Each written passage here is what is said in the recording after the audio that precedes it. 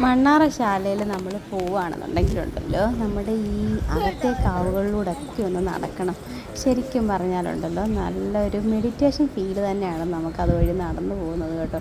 ഒരുപാട് മരങ്ങളും അതിൻ്റെ സൈഡിൽ കൂടെയൊക്കെ വള്ളിപ്പടർപ്പുകളും, ചില സമയത്ത് സർപ്പത്താന്മാരൊക്കെ ഇതിൻ്റെ അടുത്ത് വന്നിരിപ്പുണ്ടെന്നൊക്കെ ആൾക്കാർ പറഞ്ഞിട്ടുണ്ട് കേട്ടോ. ഒരു വട്ടം ഞാൻ കണ്ടിട്ടുണ്ട് കേട്ടോ, ഇപ്പോഴും അല്ല, നേരത്തെ എപ്പോഴോ പോയ സമയത്ത്. അന്നേരം നമുക്ക് ഫോട്ടോയൊന്നും എടുക്കാൻ പറ്റത്തില്ല.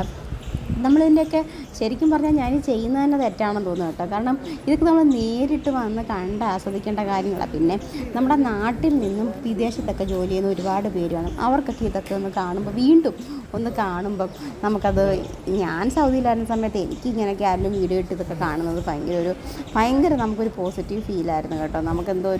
നമുക്കുണ്ടായിരുന്ന ഫ്രസ്ട്രേഷനും സ്ട്രെസ്സും ഒക്കെ പെട്ടെന്ന് ഒരു നിമിഷത്തേക്ക് നമുക്ക് മാറിക്കിട്ടും. നേരത്തെ ഇവിടെ ഇതിനേക്കാട്ടിലും ഭയങ്കര കാടായിരുന്നു കേട്ടോ.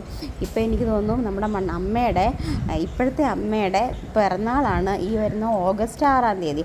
അന്നിവിടെ 10,000 പേർക്ക് വലിയ സദ്യയൊക്കെ ഉണ്ട് കേട്ടോ. അപ്പോൾ വരാൻ പറ്റുന്നവരൊക്കെ വരിക, വന്ന് കഴിക്കുക.